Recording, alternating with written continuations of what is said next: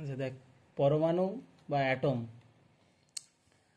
আমরা জানি যে প্রত্যেকটা পদার্থকে যদি ভাঙা হয় শেষ পর্যন্ত কি হবে, একটা ছোট কণা পাওয়া যাবে, যেটাকে আমরা কণা বলছি। সেগুলো বহু প্রাচীনকাল থেকেই ভারতীয় দার্শনিকদের মধ্যে থেকে কণা কথাটা উঠে এসেছে। কণাদ বলে একজন ছিলেন, তারপর গ্রিক দার্শনিক ডিমোক্রিটাস, তিনিও এই ক্ষুদ্রতম কণার কথা বলেছেন। কিন্তু সবচেয়ে নির্ভরযোগ্য প্রথম পরমাণু সম্পর্কে যার তথ্য আমরা নিই সেটা হচ্ছে ডাল্টন।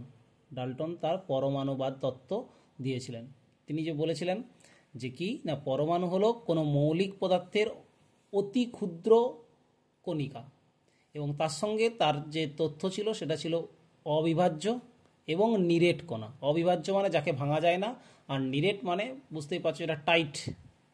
কিন্তু পরবর্তীকালে আমরা জানি, ক্লাস 9-এও আমরা পড়েছি যে পরমাণুকে ভাঙা যায়, বা পরমাণুর মধ্যে তিনটি মৌলিক কণিকার সন্ধান পাওয়া গেছে। কি কি? প্রোটন, নিউট্রন আর ইলেকট্রন। এই তিনটে মূল কণিকার সন্ধান পাওয়া গেছে, এবং পরমাণু অ্যাকচুয়ালি নিরেট নয়। ক্লাস 12-এর যে সিলেবাসটা আছে সেখানে প্রথম শুরু হচ্ছে ডাল্টনের পরমাণুবাদের পর যার মডেল বা যার পরীক্ষা সবচেয়ে বেশি গৃহীত হয়েছে সেটা হচ্ছে রাদারফোর্ডের পরমাণু মডেল। তাহলে আমরা পড়ব এখন রাদারফোর্ডের পরমাণু মডেল।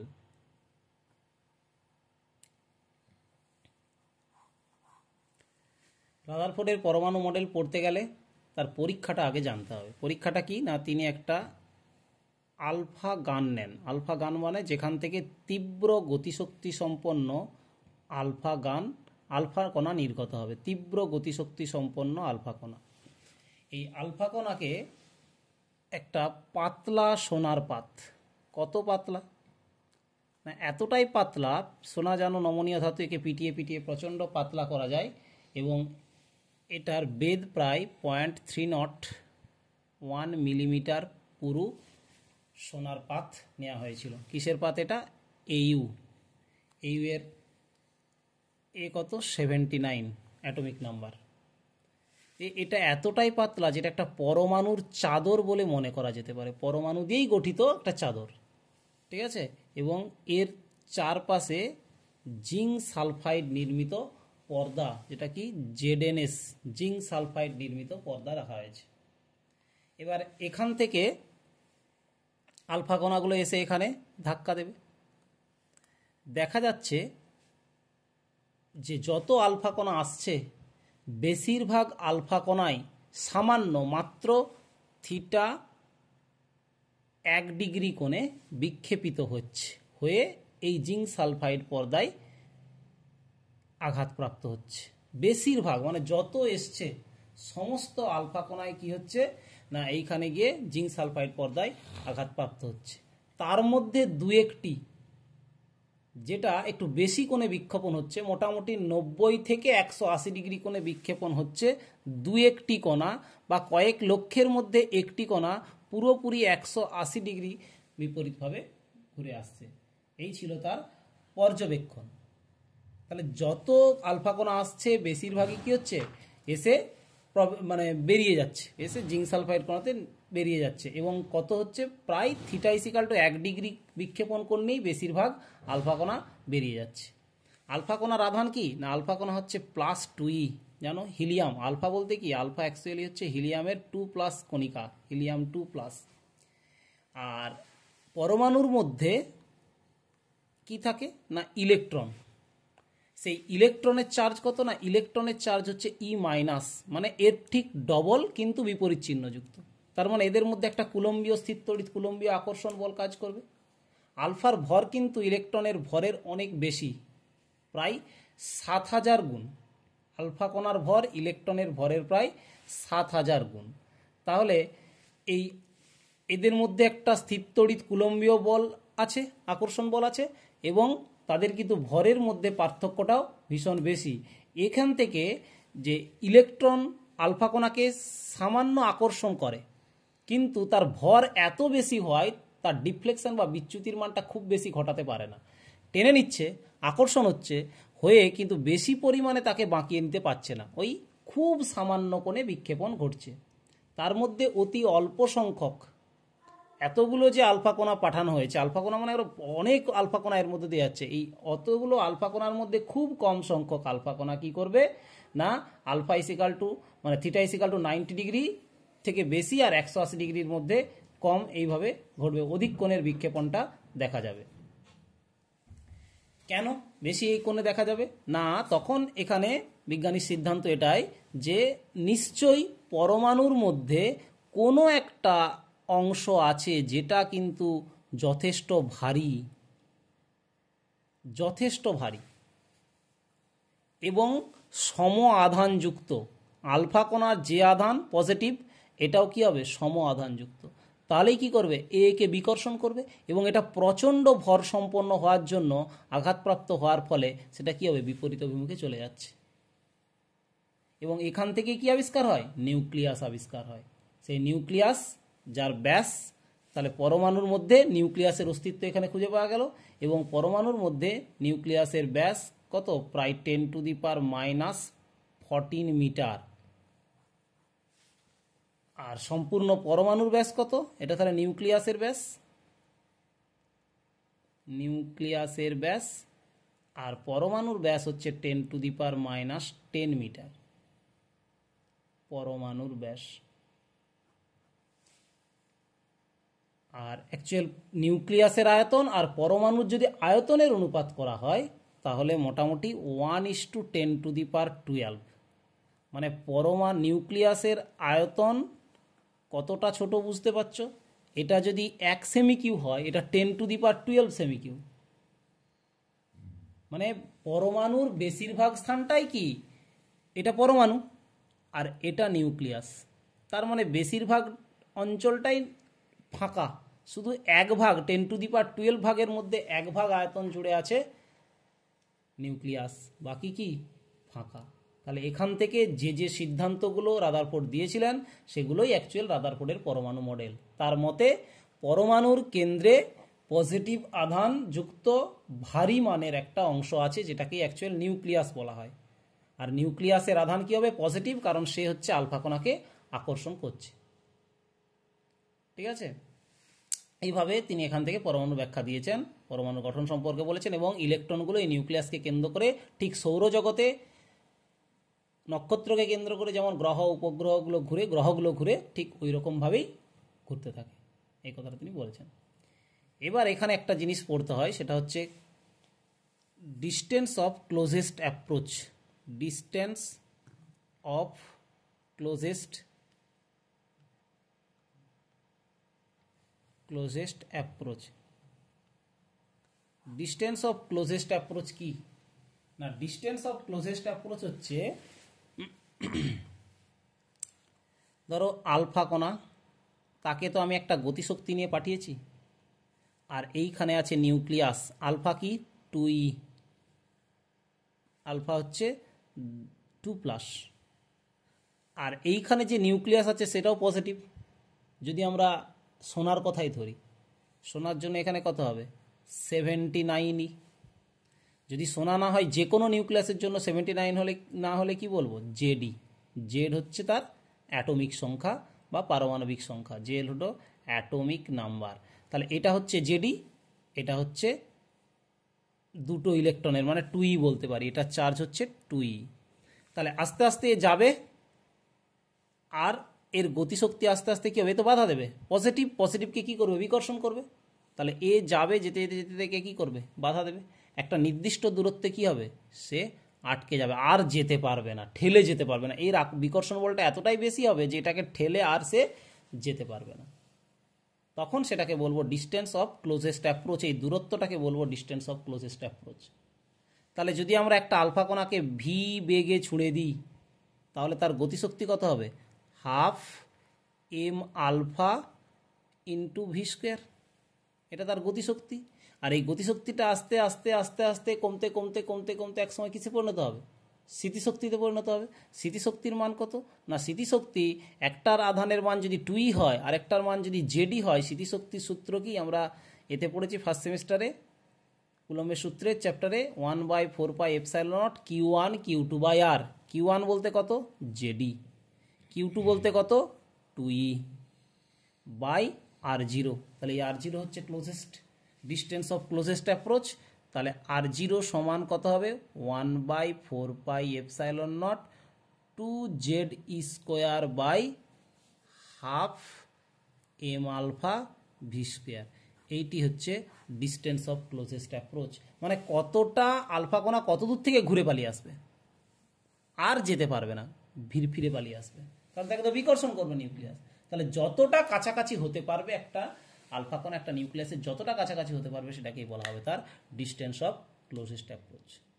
ঠিক আছে, এরপর আসবো আমরা হচ্ছে রাদারফোর্ডের পরমাণু মডেলের ত্রুটি। রাদারফোর্ডের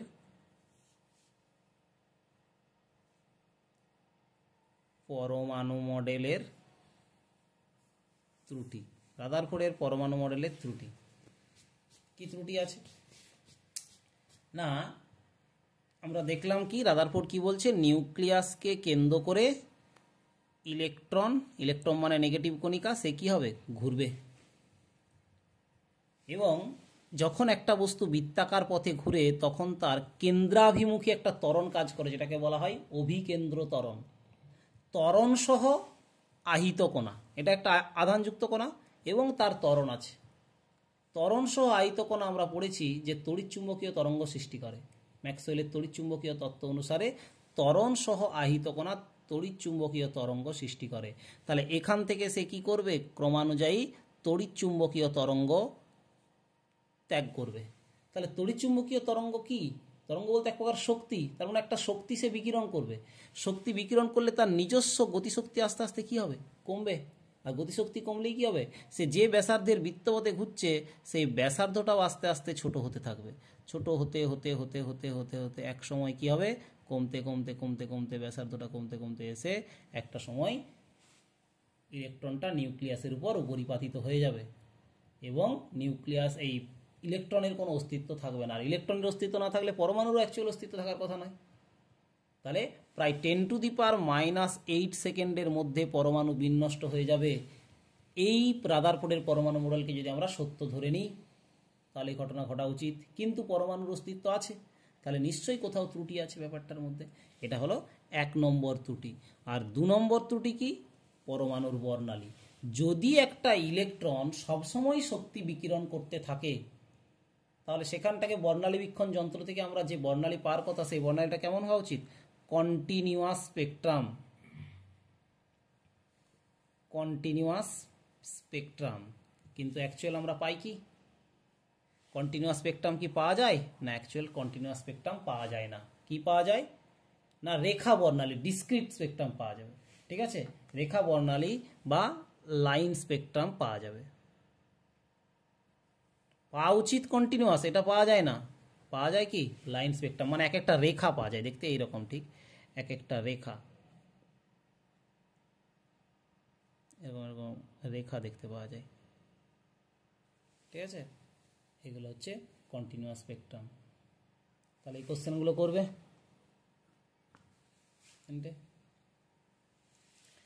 এরপর তাহলে রাদারফোর্ডের পরমাণু মডেল তো ত্রুটি, তাহলে পরমাণু স্থায়িত্ব তো ব্যাখ্যা করতে হবে। তখন বোর, বিজ্ঞানী রাদারফোর্ড মডেলের পরিমার্জন করে বিজ্ঞানী নিলস বোর।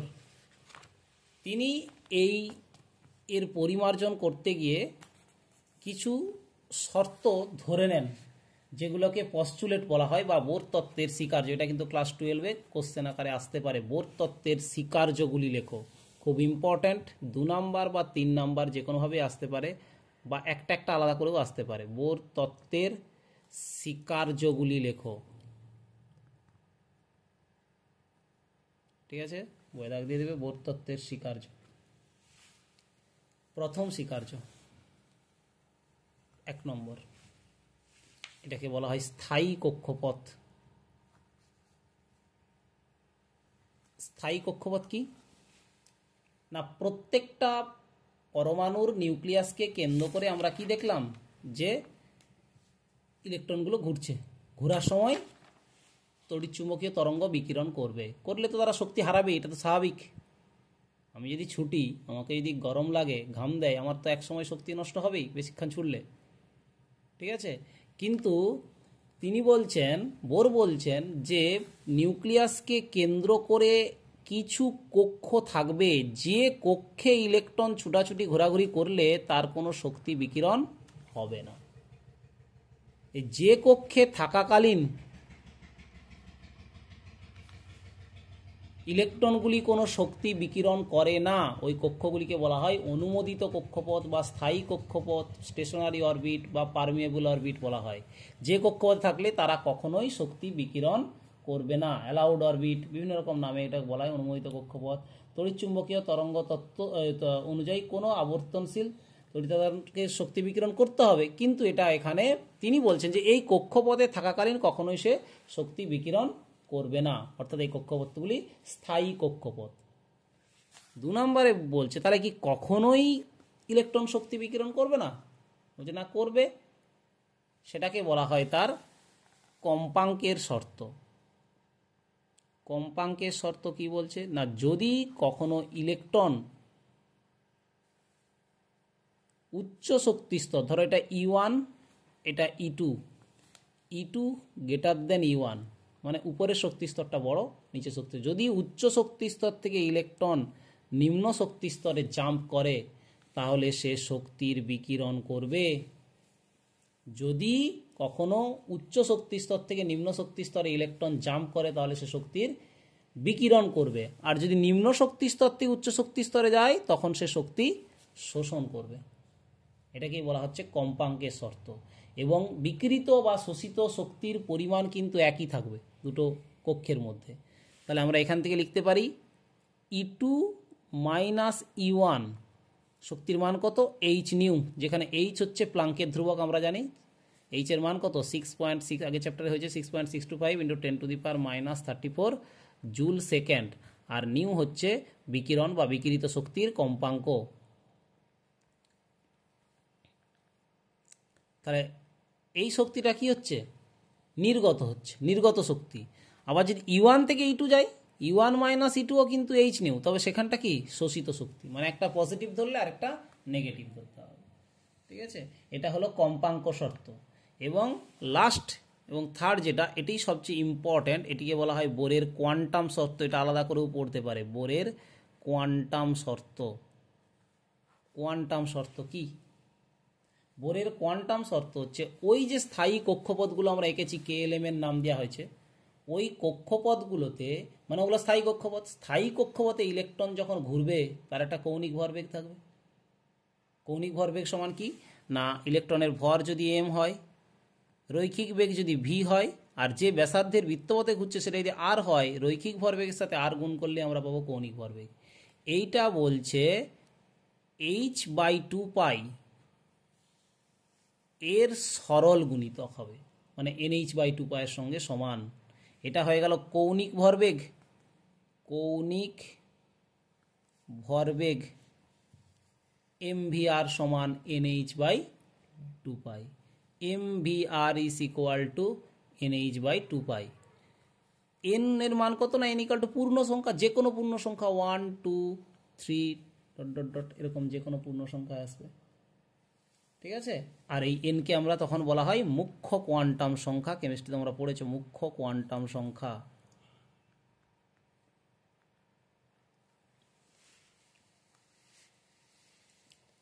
তাহলে অ্যাকচুয়াল তিনি এই স্থায়ী কক্ষপথটা যেটা ধরলেন, এটা কিন্তু ক্লাসিক্যাল ফিজিক্সের পরিপন্থী, মানে এটা ধরা যায় না, মানে ঠিক আছে, অ্যাকচুয়াল এটা ধরা যায় না। তা সত্ত্বেও এখানে হাইড্রোজেন সহ কিছু আয়নের পারমাণবিক গঠন সম্পর্কে আলোচনা করতে গেলে বোরের তত্ত্ব কিন্তু যথেষ্ট উপযোগী বলে ধরে নেওয়া হয়েছে।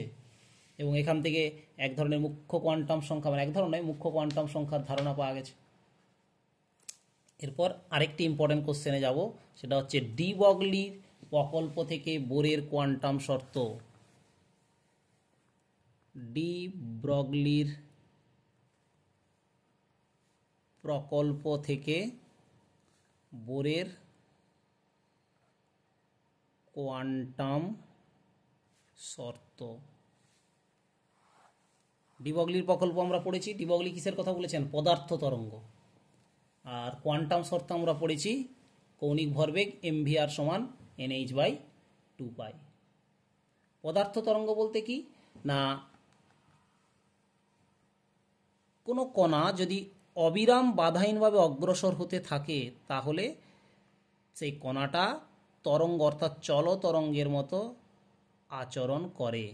আমরা একটা কক্ষপথ আঁকলাম, এই কক্ষপথে একটা ইলেকট্রন অবাধে ঘুরতে থাকে, তাহলে ইলেকট্রন তো একটা কণা, তাহলে যখন সে যে অবাধে ঘুরতে থাকছে তখন সেই কণা অ্যাকচুয়াল আচরণ কেমন হবে? চলতরঙ্গের মতো আচরণ হবে। এবং কণার স্রোত নির্দিষ্ট এই কক্ষপথের মধ্যেই সীমাবদ্ধ আছে, তাহলে সীমাবদ্ধ থাকলে তখন কিন্তু এই চলতরঙ্গ বারবার উপরিপাতিত হয়ে স্থাণু তরঙ্গের মতো আচরণ করবে। অর্থাৎ এইটি হচ্ছে স্থাণু পদার্থ তরঙ্গ। এবং কক্ষপথগুলিতে তরঙ্গ এমন হতে হবে যেন পূর্ণ সংখ্যক তরঙ্গ উৎপন্ন হয়, পূর্ণ সংখ্যক তরঙ্গ উৎপন্ন হতে হবে। পরমাণুতে ইলেকট্রনের কক্ষপথগুলি এমন হবে যেন সম্পূর্ণ কক্ষপথে পূর্ণ সংখ্যক ইলেকট্রন তরঙ্গ থাকতে পারে। কথাটা আমি লিখে দিচ্ছি, পরমাণুতে ইলেকট্রন কক্ষপথগুলিকে এমন হতে হবে যেন পূর্ণ কক্ষপথে পূর্ণ সংখ্যক ইলেকট্রন স্থাণু তরঙ্গ থাকতে পারে।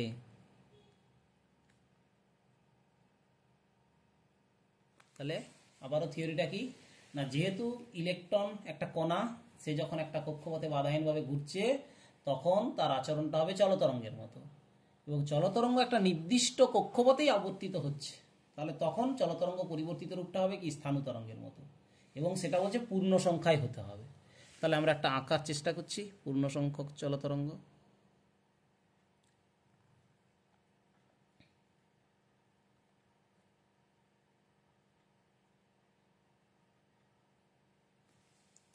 এরকম এবার স্থাণু তরঙ্গ মানে লুপগুলো তৈরি হবে এরকম। ক্লাস 11-এ পড়েছো তোমরা স্থাণু তরঙ্গ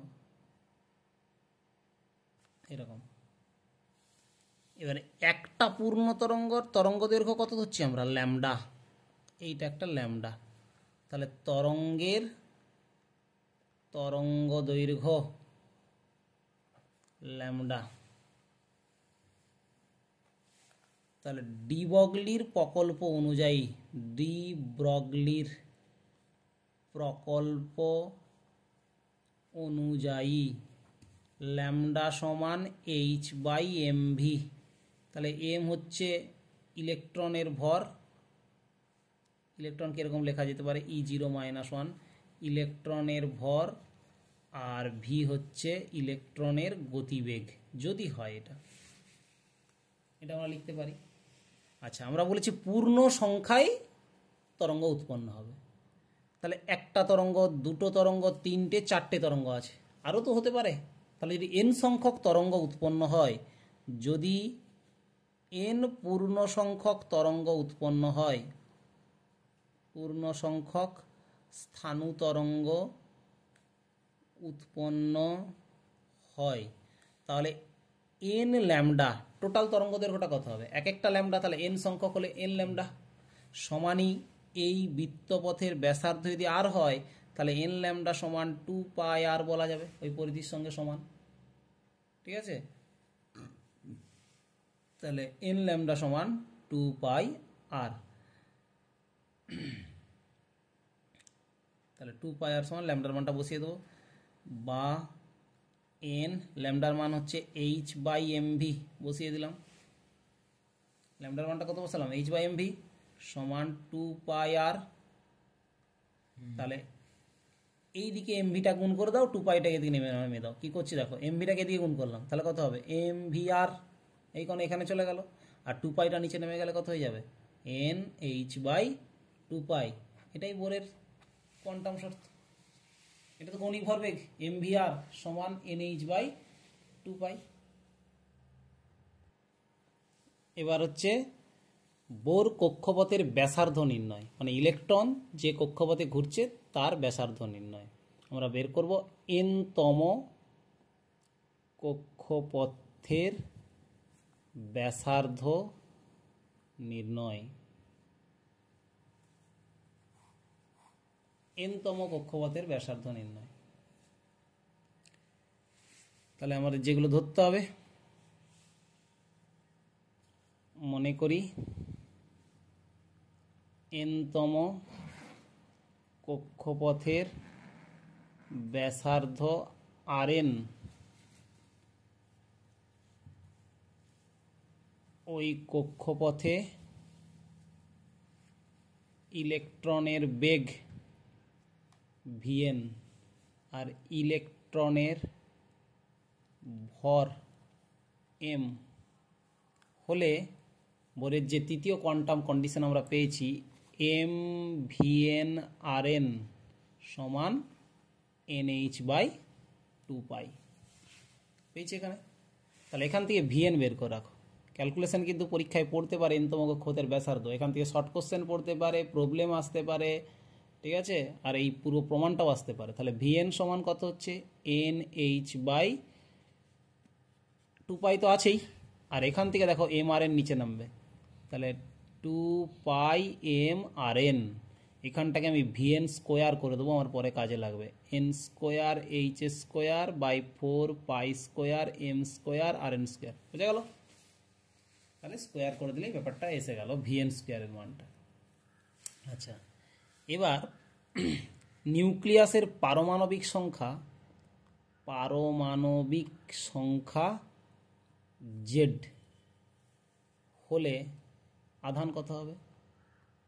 z ইন্টু ই, মানে নিউক্লিয়াস, এই নিউক্লিয়াসে z সংখ্যক প্রোটন আছে, তার মানে এর আধান কত?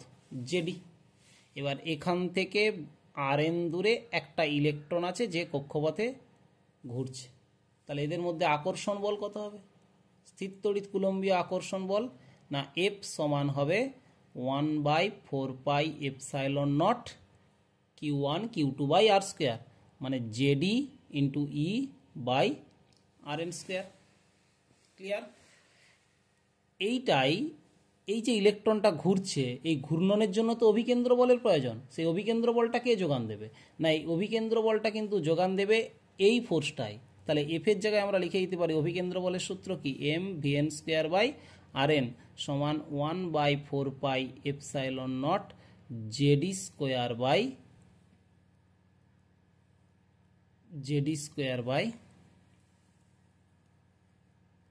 Rn square. ঠিক আছে, তাহলে এম ভি স্কোয়ার বাই এই Rn আর একটা স্কোয়ারের মধ্যে কেটে গেল, তাহলে Vn square is equal to কত হবে? 1/4πε0 Z e square by mRn।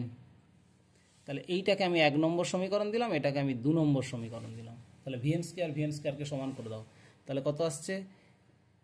n square h square by 4π square m square Rn square, it is equal to 1/4πε0 Z e square by mRn।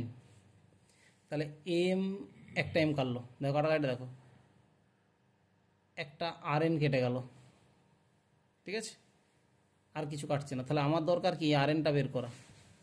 4π কাটবে, একটা 4 কেটে যাচ্ছে, পাই কেটে যাচ্ছে, তাহলে Rnটা এদিকে উঠে গেল কোনাকুনি গুণ করলে। তাহলে Rn সমান কত হবে?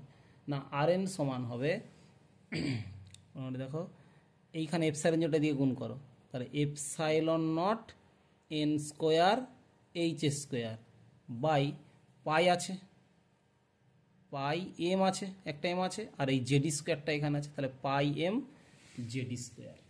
এইটি হচ্ছে Rn এর সূত্র, এইটি বের করতে হতে পারে। এবার সূত্রটাকে আমরা আরও ছোট করে দেবো, ধ্রুবকটাকে বাদ দিয়ে। এখান থেকে এটাকে লিখতে পারি ε0 h square by pi m e square, আলাদা করে দিলাম, তাহলে পড়ে থাকছে কত? n square by Z. এটি শুধু এক্সট্রা পড়ে থাকছে, দেখো n স্কোয়ার বাই জেড। এই ধ্রুবকটাকে বলা হয় a0 বা a0, a0 n square by Z, তাহলে এ জিরো এই যে ধ্রুবকটা পাচ্ছি এ জিরো সমান কত epsilon nought h square by pi m e square. দেখো এর সবেরই মান আমরা বসাতে পারবো। এপসাইলন নটের মান কত না এপসাইলন নটের মান হচ্ছে 8.854 × 10⁻12। এইচ এর মান জানি, পায়ের মান 3.14, ইলেকট্রনের ভরের মান জানি, ইলেকট্রনের চার্জের মান জানি। সব মান বসিয়ে দিয়ে আর্মস্ট্রংয়ে নিয়ে গেলে মুখস্থ রাখতে হবে পার্টটা 0.53 অ্যামস্ট্রং। এটা হচ্ছে তার এ ব্যাস, মানে এ জিরোর মানটা পেয়ে গেলাম। তাহলে a zero n square by Z এই সূত্রটি তোমাকে সবার জন্য মনে রাখতে হবে। আর যদি ফর এইচ অ্যাটম করি আমরা, ফর এইচ অ্যাটম হাইড্রোজেন পরমাণুর ক্ষেত্রে জেড ইস ইকুয়াল টু 1 বসিয়ে দেবো। তাহলে আর এন সমান কত হয়ে যাবে এ জিরো এন স্কোয়ার। তাহলে যদি বলে তোমাকে প্রথম কক্ষপথের ব্যাসার্ধ কত, তাহলে এনের জায়গায় 1 বসিয়ে দিব হাইড্রোজেনের, মানে কত আসবে 0.53 আমস্ট্রং। দ্বিতীয় কক্ষপথের ব্যাসার্ধ কত 2 স্কোয়ার মানে 4 × 0.53 আমস্ট্রং। ঠিক আছে, তার মানে প্রতিটা যে ব্যাসার্ধ আসবে পরপর, ধরো হাইড্রোজেনের ক্ষেত্রে আমরা বলছি প্রথম কক্ষপথের ব্যাসার্ধ সেটাকে আমরা যদি R1 বলি, দ্বিতীয় কক্ষপথের ব্যাসার্ধ যদি R2 বলি, তৃতীয় কক্ষপথের ব্যাসার্ধ R3 বলি, এরকম পরপর চলতে থাকে। তাহলে প্রথম কক্ষপথের ব্যাসার্ধ হবে 1 স্কোয়ার মানে 1, দ্বিতীয় তারপরটা 2 স্কোয়ার মানে 4, তারপরটা 9, তারপরটা 16, এইভাবে এটা চলতে থাকবে। তাহলে এইভাবে কক্ষপথের ব্যাসার্ধগুলো নির্ণয় করা যাবে, যেমন যেমন কক্ষপথ বলবে সেরকম ব্যাসার্ধ আমরা নির্ণয় করতে হবে। অনুপাতটাও আমাদের কাজে লাগতে পারে। হয়ে গেল। এরপর আসবো আমরা এনতম কক্ষপথে ইলেকট্রনের মোট শক্তি। এটাও প্রমাণ আকারে আসতে পারে, এনতম কক্ষপথে ইলেকট্রনের মোট শক্তি। খুব ভালো করে দেখবে এনতম কক্ষপথে ইলেকট্রনের মোট শক্তিটা। এনতম, এখান থেকে একবারে বর্ণালীতে চলে যাও। এনতম কক্ষপথে ইলেকট্রনের শক্তি।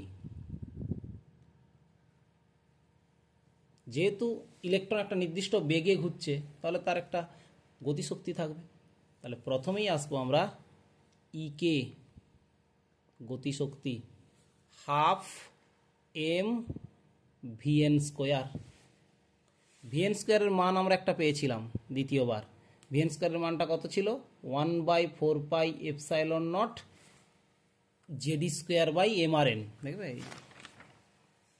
এই যে মানটা ছিল 1 কোথায় গেল ভিএন মানটা, এই যে v n square 1/4πε0 Z e square by m R n, ওই মানটা এখানে বসাবো। প্রথমেরটা নয়, এই মানটা বসাবো।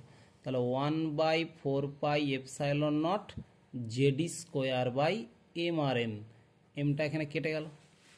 তাহলে পড়ে থাকছে কত half into Z square by 4πε0 R n. এটা হচ্ছে ইকে,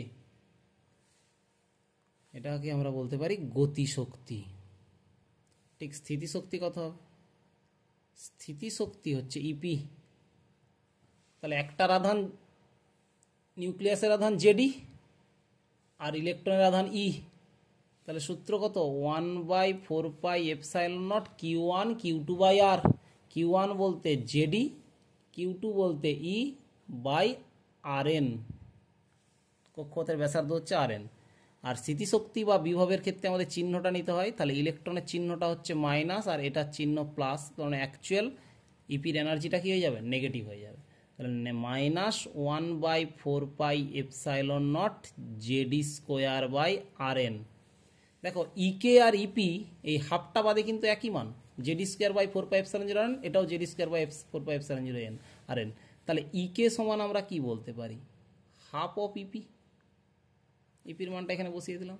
তাহলে ইকে সমান half of EP but negative চিহ্ন। এটা আমাদের এখান থেকে ছোট্ট একটা শর্ট কোশ্চেন। গতিশক্তি আর স্থিতিশক্তির মধ্যে সম্পর্ক কি না ইকে সমান মাইনাস হাফ অফ ইপি, এই দুটো দেখলেই বোঝা যাবে। এবার আমরা বের করব মোট শক্তি। মোট শক্তি মানে কি দুটো যোগ করেই হবে। মোট শক্তিটাকে আমরা ইএন বলছি, ইএন মানে এনতম কক্ষপথের মোট শক্তি। কারণ এটা হচ্ছে half Z e square by 4πε0 R n minus 1/4πε0 Z e square by R n. তাহলে এখানে দেখো কত কমন নেবো 1/4πε0 Z e square by R n common নিচ্ছি। তাহলে পড়ে থাকবে কত হাফ, আর এদিকে পড়ে থাকবে কত 1 -1। হাফ থেকে -1 বাদ দিলে কত হবে -1/2। তাহলে half 1/4πε0 Z e square by R n. এই মানটা আর ইকের মানটা দেখো সেম, মানে মোট শক্তি আর গতিশক্তির মান একই, শুধু চিহ্নটা বিপরীত আছে। তাহলে এখান থেকে আবার পাচ্ছি ইকে সমান ইএন, বাট পরস্পর বিপরীত চিহ্ন আছে। এইটি এখনো বেরোয়নি সূত্রটা। এবার এইটাতে আমরা বসাবো আর এন এর মানটা। তাহলে কত পেয়েছি? -1/4πε0 Z e square by R n. R n এর মান কত পেয়েছি? ε0 n square h square by pi m Z square. উপরে তুলে দেবো এটা, পাই এম জেড স্কোয়ার। দেখো এই যে আর এন এর মানটা, এই মানটা এখানে বসাচ্ছি। ফার্স্ট ইন্টু ফোর্থ করলে যখন আমরা আর এন এর মানটা বসাবো নিচে আসবে, নিচেটা কোথায় উঠবে? উপরে উঠে যাবে। তাহলে উপরে উঠে গেলে কত আসছে? এখান থেকে দেখো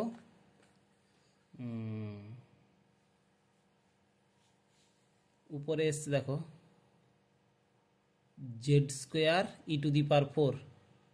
পাইটা কেটে যাচ্ছে, পাইটা শুধু কাটছে। তাহলে পড়ে থাকবে হচ্ছে, উপরে থাকবে এম, দেখো e⁴, স্কোয়ার স্কোয়ার গুণ করলে e⁴ Z square, m Z square by 4×2 8, 8 epsilon epsilon গুণ করলে epsilon square n square h square minus. তাহলে অ্যাকচুয়াল মোট শক্তি হলো কি? নেগেটিভ। এইটি হচ্ছে ইএন। এটা কোশ্চেন হয় যে কক্ষপথের শক্তি ঋণাত্মক হয় কেন? এটা তো কক্ষপথের এন্তমুখপথ শক্তি ঋণাত্মক হয় কেন? ঋণাত্মক হয় এই কারণেই যে সমপরিমাণ ধনাত্মক এনার্জি যদি আমরা কক্ষপথে দিই, ধরো এই কক্ষপথের এনার্জি, এনতম কক্ষপথের এনার্জি এটা, এতে যদি সমপরিমাণ ধনাত্মক এনার্জি দিই তাহলে এটা কি হয়ে যাবে? এখান থেকে ইলেকট্রনটা বেরিয়ে আসার উপক্রম হবে, মানে ওটাই তার আয়নাইজেশন শক্তি আকারে বলতে পারি। তাহলে ইএন সমান এটা পেলাম। এটা থেকে আমি আরেকটু এগিয়ে নিয়ে যাবো ব্যাপারটাকে, এখান থেকে রিডবার্গ ধ্রুবকটাও এনে রাখবো। এই এর লব আর হরে যদি আমরা সিএইচ গুণ করে দিই, দেখো c h m e⁴ Z square by 8 ε0 square n square h square, উপরেও সিএইচ গুণ করলাম, নিচেও সিএইচ গুণ করলাম, তাহলে কি এসে যাবে? -m e⁴ c h by 8 ε0 square c h q, উপরে জেড স্কোয়ারকে আলাদা করে দিলাম, নিচে এন স্কোয়ারকে আলাদা করে দিলাম। এই যে টার্মটা পড়ে থাকছে M e⁴ 8 ε0 square c h Q, এই পুরো টার্মটাকে বলা হয় রিডবার্গ ধ্রুবক, রিডবার্গ কনস্ট্যান্ট বা রিডবার্গ ধ্রুবক। তাহলে কত হচ্ছে সূত্রটা? -RCH, খুব সুন্দর টার্ম এলো দেখো, RCH, এটা আর লিখছি পুরোটা, CH Z square by N square. EN সমান, যেখানে আর হলো রিডবার্গ ধ্রুবক, নাম শুনেছো তোমরা, রিডবার্গ ধ্রুবক। মানটাও মনে রাখতে হবে, সিজিএস এখন বলছি 109737 10⁻⁻1 রিডবার্গ কনস্ট্যান্ট আর এর মান। তাহলে ইএন সমান আমরা পাচ্ছি, ইএন সমান -RCH Z square by N square, এটি সূত্র। এবার যদি এখান থেকে ফর এইচ অ্যাটম আমরা বের করে রাখি, হাইড্রোজেন অ্যাটমের ক্ষেত্রে জেডের মান কত বসবে? 1, তাহলে জেড ইজ ইকুয়াল টু 1। তাহলে ইএন সমান হয়ে যাবে -RCH বাই এন স্কোয়ার। আর এর মান জানি, সি এর মান জানি, এইচ এর মান জানি, সব বসিয়ে তাকে যদি ইলেকট্রন ভোল্ট এককে নিয়ে যাওয়া হয় তাহলে এই সূত্রটা হয়ে যাবে -13.6 by N square eV, electron volt. একেবারে দেখো টার্ম কত ছোটতে চলে এলো, -13.6 বাই এন স্কোয়ার। তাহলে প্রথম কক্ষপথের শক্তি, 1 নম্বর কক্ষপথের শক্তি যদি বলে তোমাকে, ধরো আমরা একটা ডায়াগ্রাম আঁকবো, যদি n ইজ ইকুয়াল টু 1 হয়, মানে 1 নম্বর মানে কে কক্ষপথ যেটাকে বলি আমরা, তার শক্তি কত হবে? -13.6 বাই 1 স্কোয়ার, মানে -13.6 ইলেকট্রন ভোল্ট। এরপরে 2 নম্বর কক্ষপথ, ধরো এটা 2 নম্বর কক্ষপথ, n ইকুয়াল টু 2, তখন তার শক্তিটা কত হবে? -13.6 বাই 2 স্কোয়ার মানে 4, সমান কত হবে? Minus 3.4 minus 3.4 electron volt. আবার যদি n ইকাল টু 3 হয়, এবার দেখবে যত উপরে যাব শক্তির গ্যাপটা কিন্তু তত কমতে থাকবে।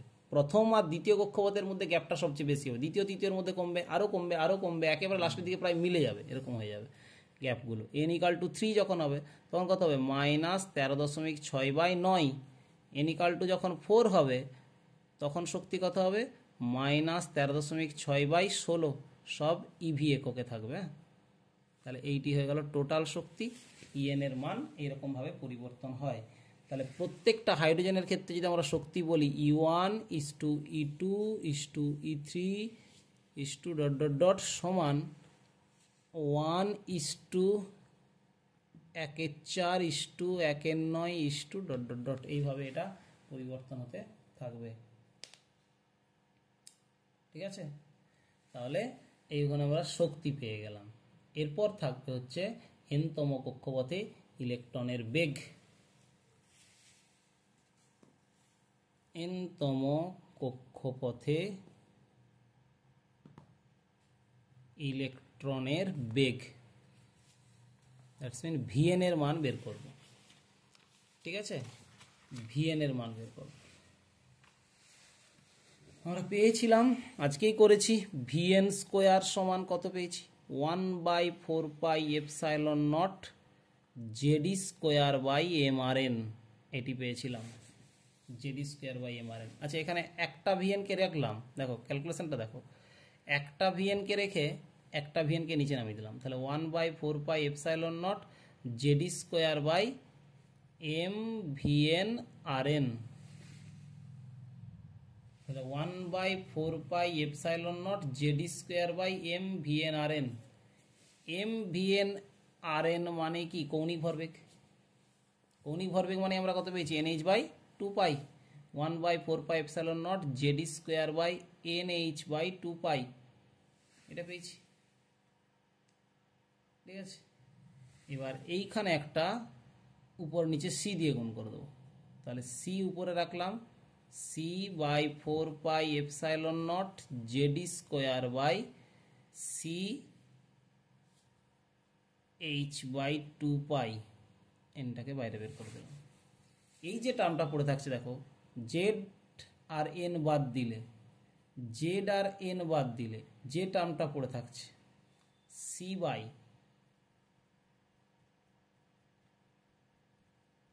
সেটা সি জেড উপরে, মানে অ্যাকচুয়াল যে টার্মটা লিখে দিচ্ছি 1/4πε0 1/CH/2π, এই যে টার্মটা পড়ে থাকছে এটাকে আলাদা করে দাও, তাহলে কত পড়ে থাকছে এখানে, CZ/N, CZ/N, এইটাকে বলা হয় আলফা, এই যুবকটার নাম হচ্ছে আলফা, আলফা C/N × Z। এই আলফার মান হচ্ছে 1/137, তার মানে সমীকরণটা এখন দাঁড়াবে কেমন, VN সমান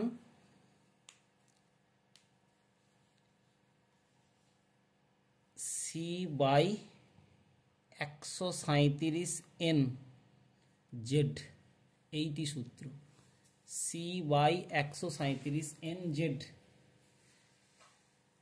তার মানে ফর এইচ অ্যাটম কি আসবে, hydrogen atom, for H atom N এর মান কত হয়ে যাবে, 1, তাহলে এই এন, হ্যাঁ জেড এর মান 1 হয়ে যাবে, তখন হয়ে যাবে ফর এইচ অ্যাটম C/137N।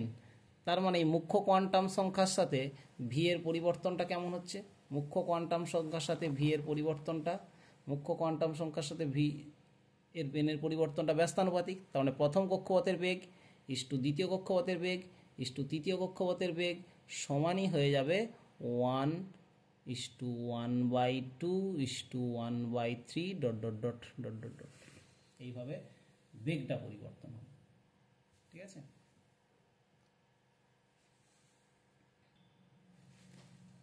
এরপর হচ্ছে হাইড্রোজেন বর্ণালী। তাহলে যখন উচ্চ শক্তি স্তর থেকে নিম্ন শক্তি স্তরে ইলেকট্রন আসে তখন আমরা কি বলেছি, বর্ণালী পাওয়া যায় বা শক্তি বিকিরণ করে। তো আমরা ধরে নিচ্ছি দুটো শ্রেণী, এই শ্রেণীটা বা কক্ষপথটার শক্তি EI, আই ফর ইনিশিয়াল, আর যেখানে আসছে এদিকে দেখো এটা হচ্ছে ফাইনাল। তো ইআই কক্ষপথ থেকে মানে ইআই শক্তির কক্ষপথ থেকে, যেটার কক্ষপথ বা মুখ্য কোয়ান্টাম সংখ্যাটাকে আমি এনআই ধরছি, আর এটার মুখ্য কোয়ান্টাম সংখ্যা এনএফ, ধরো এটা 2 এটা 1 হতে পারে, তাহলে ইনিশিয়াল থেকে ফাইনালে আসছে, তার ফলে সে কিছু পরিমাণ শক্তি বিকিরণ করছে এইচ নিউ। তো আমরা কি জানি, ইআই বোরের কম্পাঙ্কের যে শর্ত ছিল ইআই মাইনাস ইএফ সমান এইচ নিউ, এটা সূত্র। এইমাত্র আমরা শক্তির সূত্র পেয়েছি কি না, কোনো একটি কক্ষপথের শক্তির সূত্র হচ্ছে minus R CH by N square, এখানে এনআই স্কোয়ার। পরেরটা শক্তি কি হবে, minus R CH by N F square, কিন্তু এখানে মাইনাস আছে মানে মাইনাস মাইনাসে কি হয়ে যাবে, প্লাস হয়ে যাবে, সমান এইচ নিউ হলো। তাহলে এখান থেকে কত কমন যাবে, আর সিএইচ, আর আর সিএইচ কমন নাও, তাহলে কত পড়ে থাকবে 1/nf square minus 1/ni square সমান এইচ নিউ, মানে কি লিখতে পারি সি বাই ল্যামডা, তাহলে এইচ সি বাই ল্যামডা। এখানে দেখো সিএইচ কেটে যাচ্ছে, তাহলে পড়ে থাকছে 1/λ সমান R into 1/nf square minus 1/ni square. এটাই বর্ণালীর ফর্মুলা, বা এটাকে তরঙ্গ সংখ্যা আকারে বা নিউ বার আকারেও বলা হয় 1/λকে। It is equal to R into 1/nf square minus 1/ni square. এবার এখান থেকে আমরা বিভিন্ন ধরনের বর্ণালী পাবো নামসহ।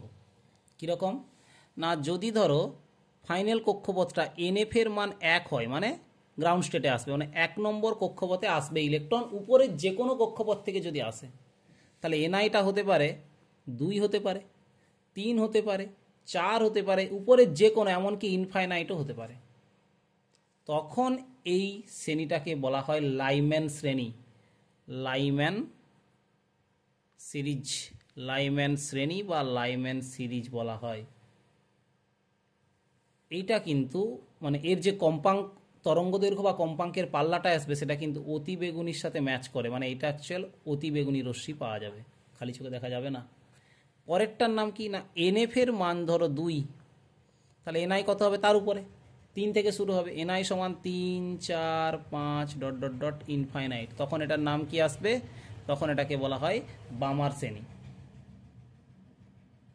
বামার শ্রেণী।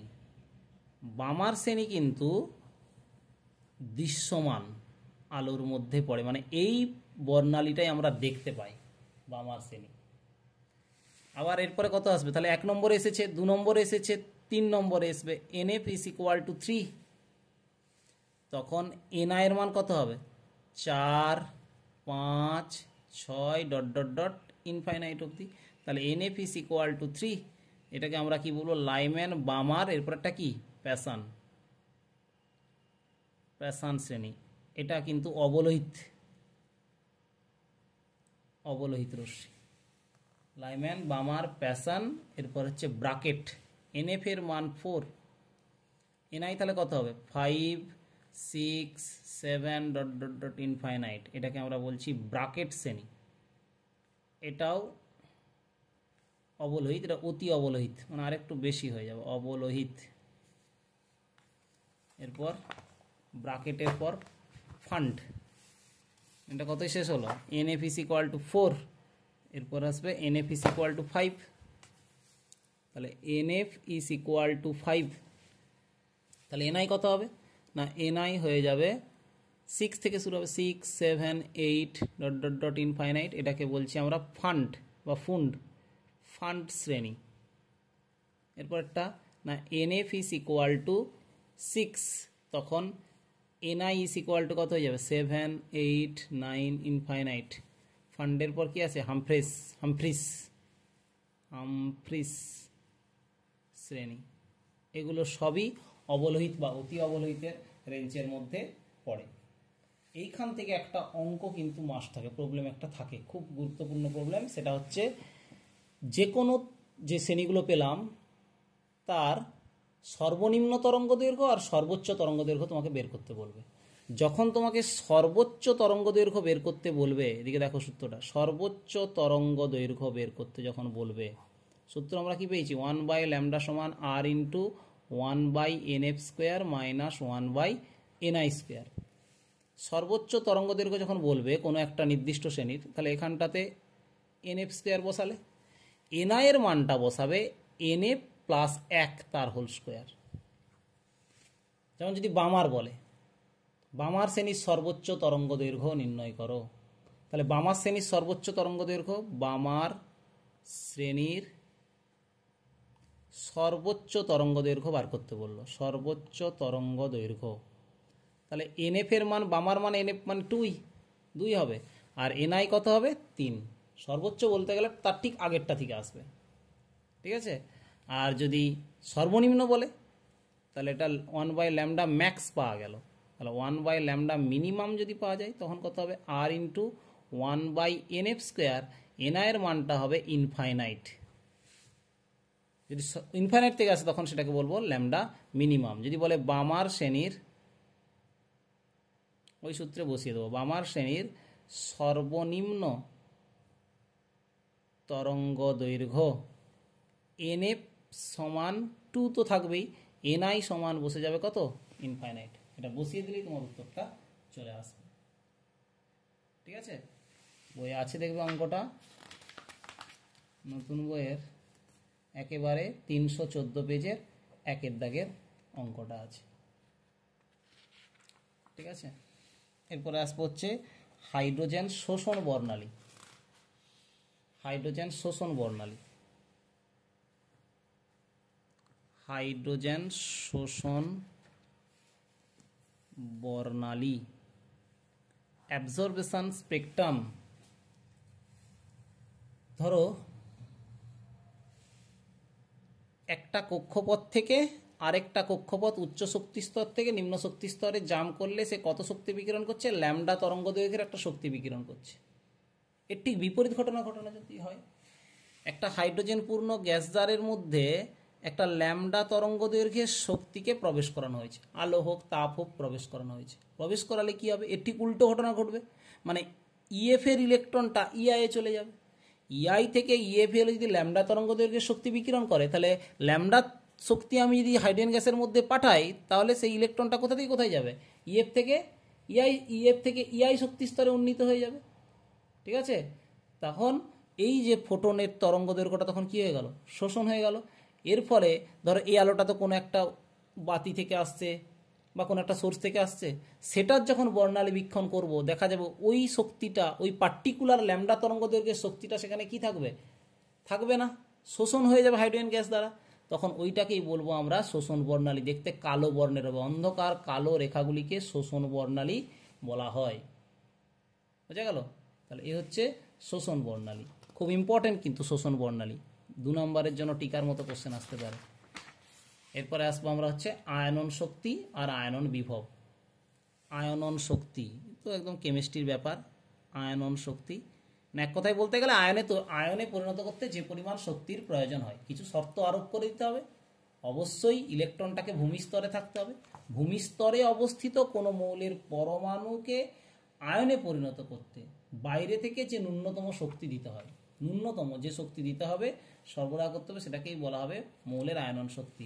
যেমন আমরা হাইড্রোজেনের প্রথম কক্ষপথের শক্তি কত পেয়েছি, -13.6 ইলেকট্রন ভোল্ট। আমি তাকে আয়নে পরিণত করতে চাই, কি করতে হবে, H+ আয়নে পরিণত করতে চাই, বাইরে থেকে +13.6 ইলেকট্রন ভোল্ট শক্তি আমাকে দিতে হবে। তাহলে দিলে তখন ওই কক্ষপথের মোট এনার্জি কত হবে, 0 হয়ে যাবে। +13.6 ভোল্ট দিলে ওইটি হচ্ছে তার আয়নন শক্তি। আর আয়নন বিভব কাকে বলে, আয়নন বিভব না, কোনো মৌলের পরমাণুকে আয়নে পরিণত করতে যে ন্যূনতম ধনাত্মক বিভব প্রয়োগ করতে হয়, সেটাকেই বলবো আমরা হচ্ছে আয়নন বিভব। মানে এটার ক্ষেত্রে হবে 13.6 ভোল্ট, আয়নন শক্তিটা হচ্ছে তার -13.6 ইলেকট্রন ভোল্ট, আর বিভবটা হবে -13.6 ভোল্ট। বাস, এই হলো পরমাণু চ্যাপ্টার শেষ।